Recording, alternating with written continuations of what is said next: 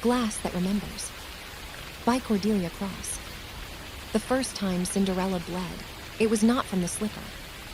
It was from the way the prince looked at her. She felt it before she understood it. A thin, quiet tearing somewhere behind her ribs, as if something old and careful inside her had split open and begun to leak. She stood in the great hall with her hands folded neatly, ash still clinging to the hem of her dress, and felt his gaze settle on her like a blade disguised as light. Everyone else saw a miracle.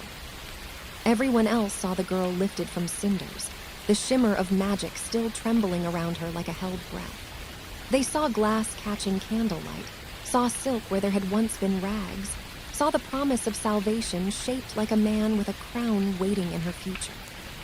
But the prince did not look at her as though she had been saved. He looked at her as though she had been chosen. His eyes did not roam. They fixed. They lingered too long, not on her face, not on her smile, but on her feet, bare and pale against the marble floor. Cinderella felt the weight of that attention sink into her bones, and for a moment she had the strangest urge to hide her toes beneath her skirt, to curl them inward like something exposed and vulnerable. The slipper rested in his hands, cradled with reverence. It was smaller than she remembered, thinner. The glass was clear, too clear, without a single bubble or flaw, and it caught the light in a way that made her stomach twist. It was beautiful in the way knives were beautiful when freshly polished. She had danced in them once. She remembered the pressure, the way the edges had kissed her skin too closely, the way she had smiled through a faint, growing ache because she had believed pain was the cost of becoming something more. The court murmured behind her. Her stepmother stood rigid, calculating. Her stepsisters fidgeted, each of them suddenly aware of their own feet, their own blood beneath skin. The prince knelt. It was a gesture meant to humble him, to elevate her. But as he lowered himself, Cinderella felt no rush of triumph. Instead, she felt the room tilt slightly, as though the world had leaned in to listen. "You fled so quickly," he said softly, his voice gentle enough to make everyone else sigh. "I was afraid I had dreamed you." She swallowed. "I did not mean to run." "I know," he replied, and smiled in a way that did not reach his eyes. "Magic has its limits." His fingers brushed the inside of the slipper as he lifted it. Cinderella noticed then, with a sharp clarity that made her heart stutter, that the inner edge was not smooth. Tiny ridges caught the light, almost invisible unless you knew to look for them. Etched, sharpened. She inhaled sharply before she could stop herself. The prince's gaze flicked up to her face, quick and precise. He saw the moment recognition bloomed in her eyes. He saw fear take root. His smile deepened just slightly. "You see it," he murmured, too low for the others to hear. Her pulse roared in her ears. "See what?" "The truth," he said. "Glass is not meant to be kind." He reached for her foot. Cinderella hesitated. It was the smallest pause, the briefest tightening of muscle, but it was enough. The court fell silent, sensing something shift without knowing why. The prince's hand hovered, patient, expectant. "You do not have to be afraid," he said, though his tone suggested the opposite. "It will only hurt if you do not belong." The words settled over her like a curse.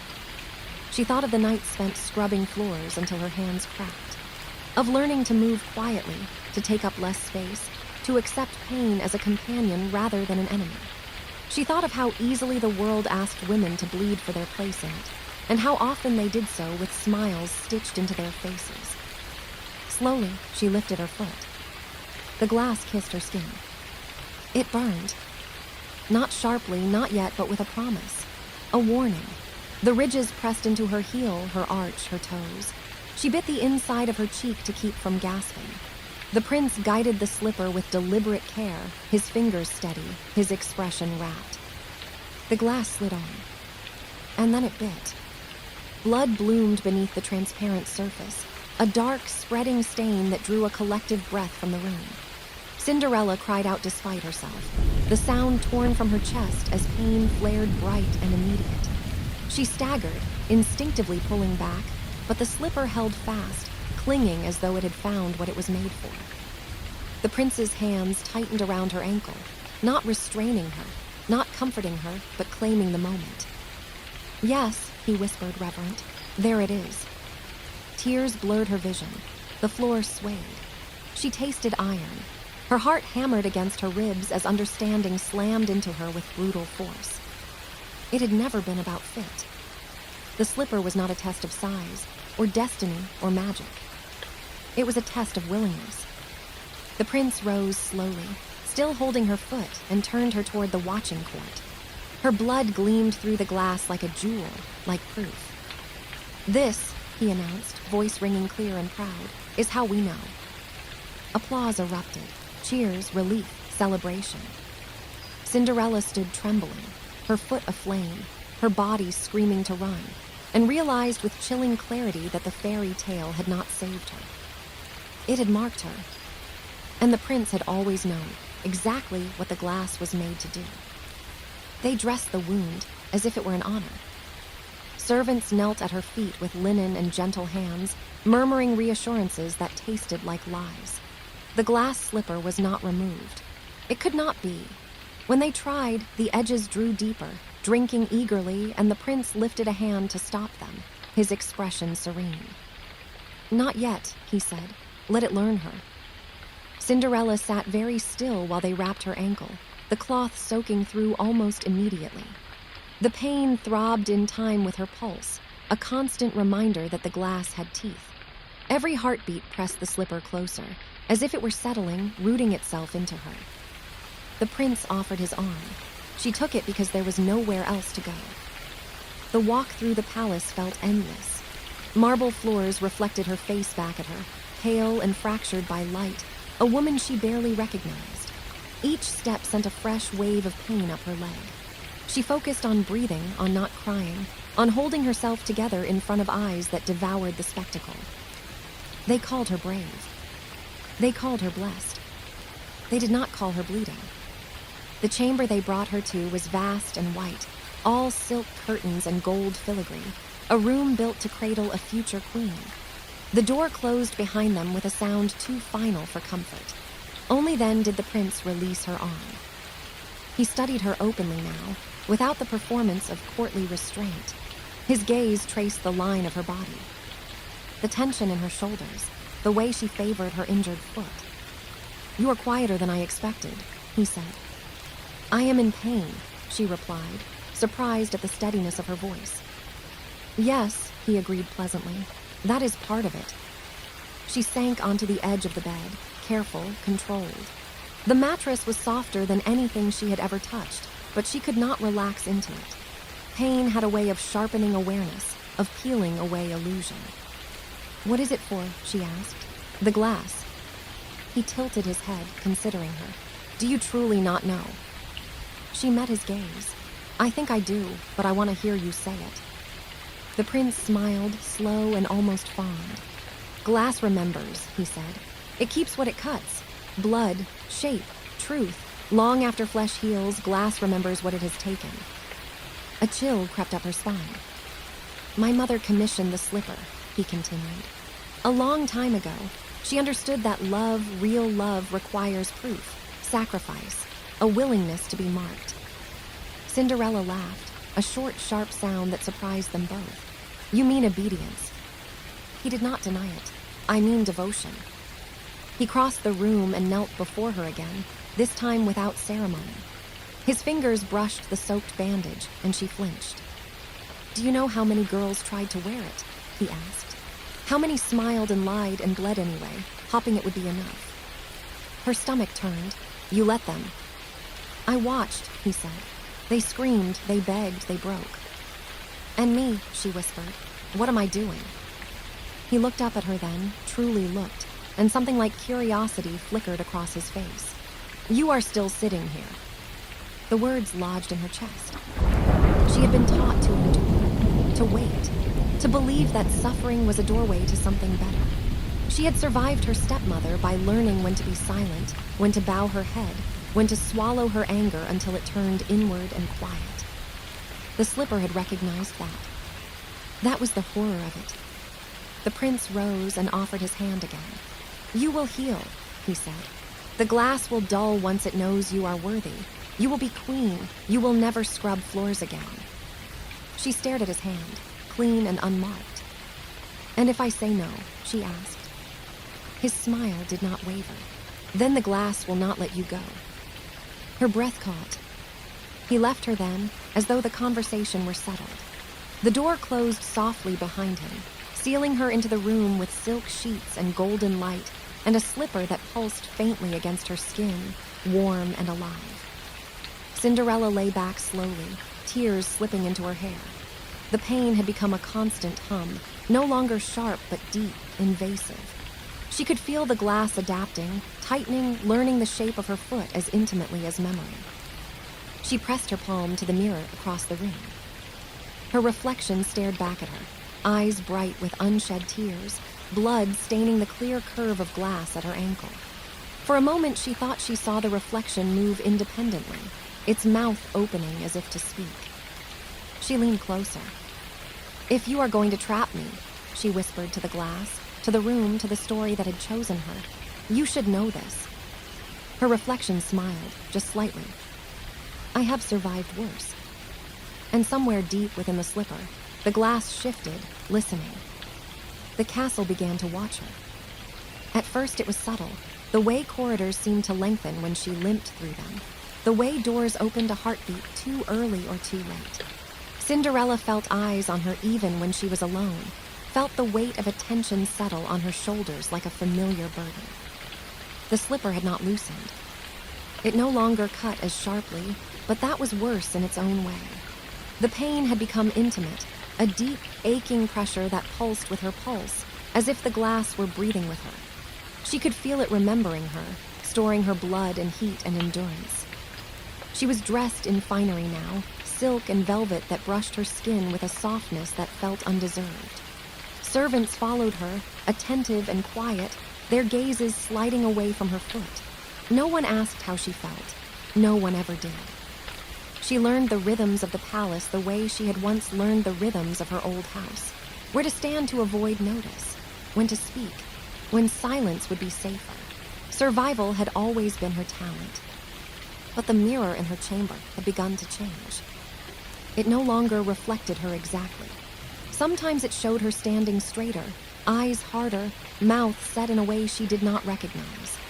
Other times it showed her on her knees, the glass slipper filled entirely with red, her face twisted in pain she had not yet felt.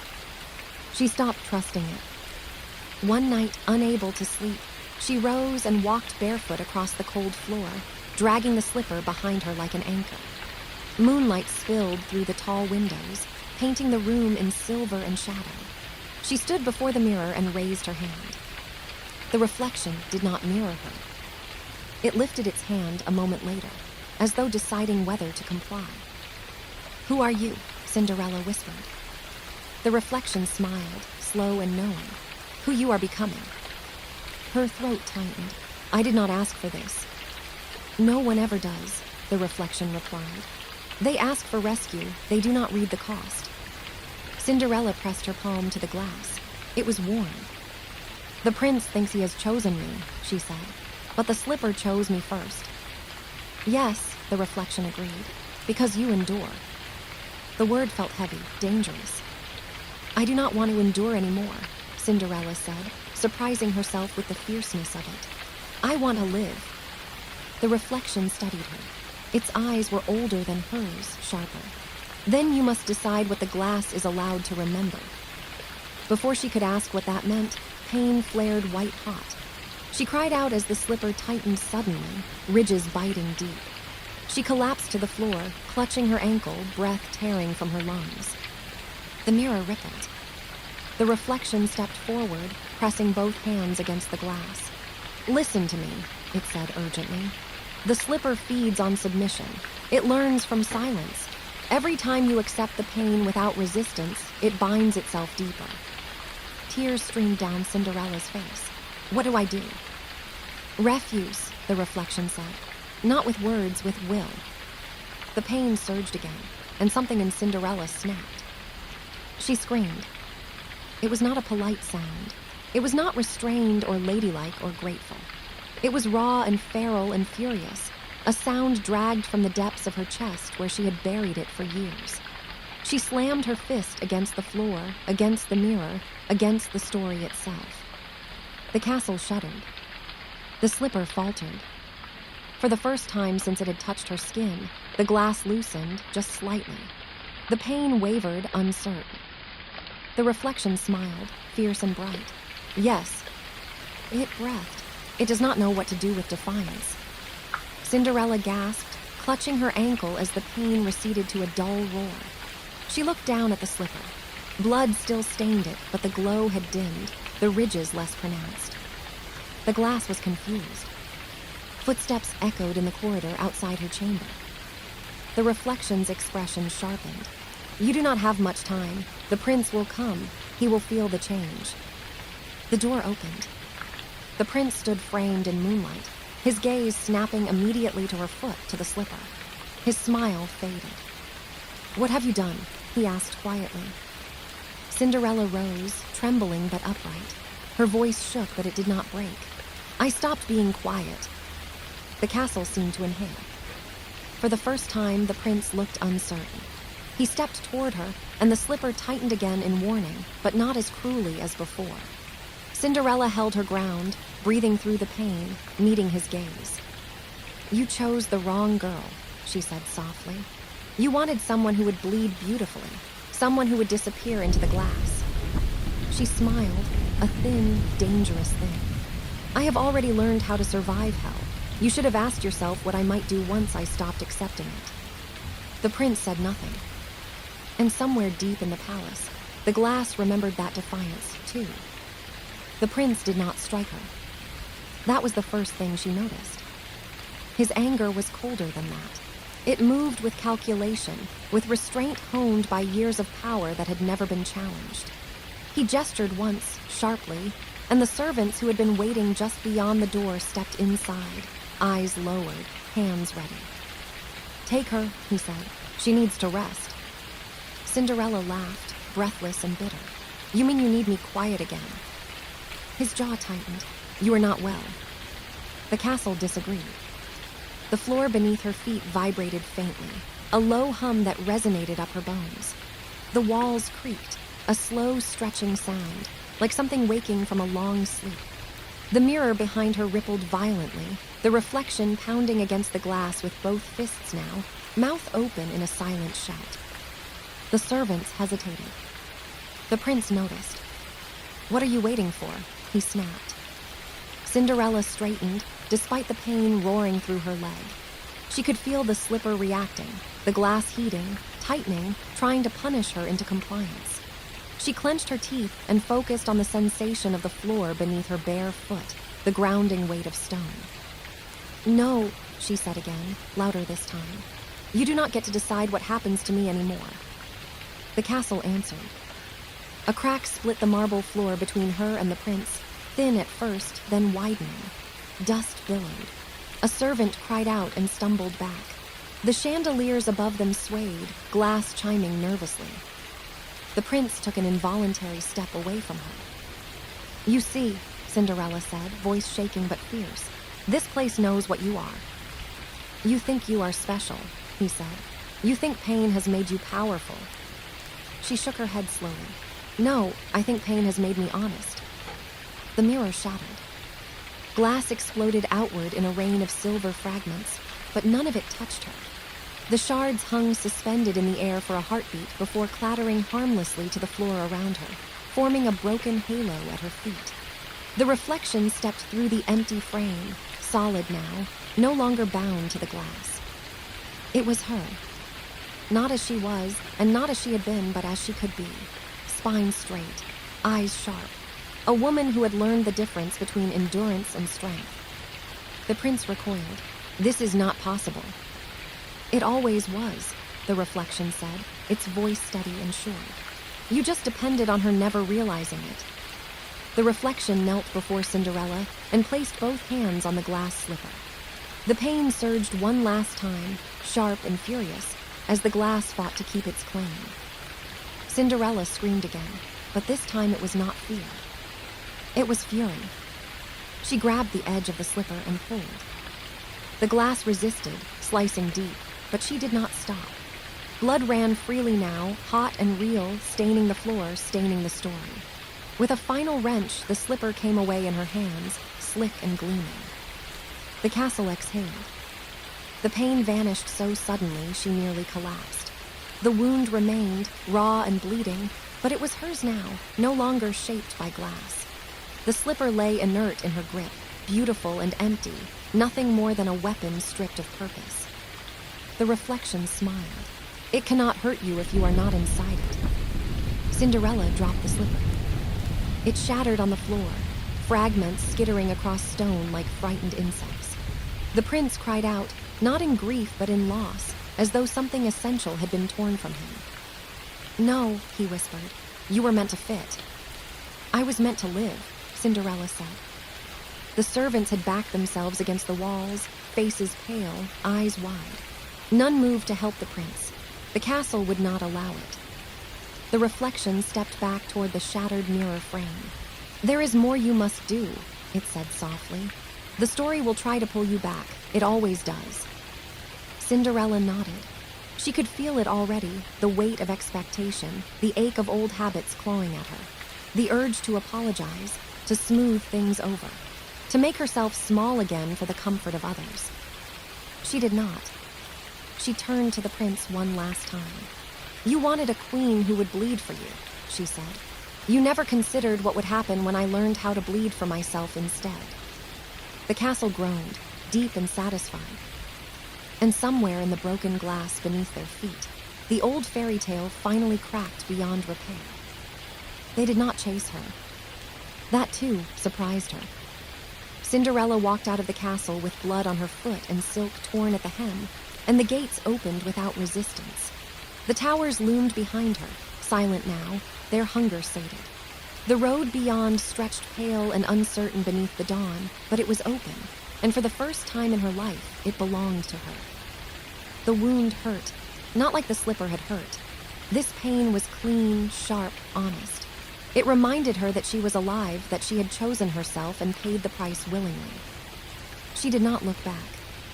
The forest received her without judgment.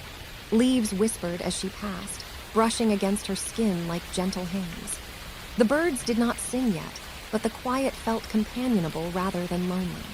She walked until her legs trembled, until the castle was nothing more than a memory pressing faintly at the edges of her thoughts.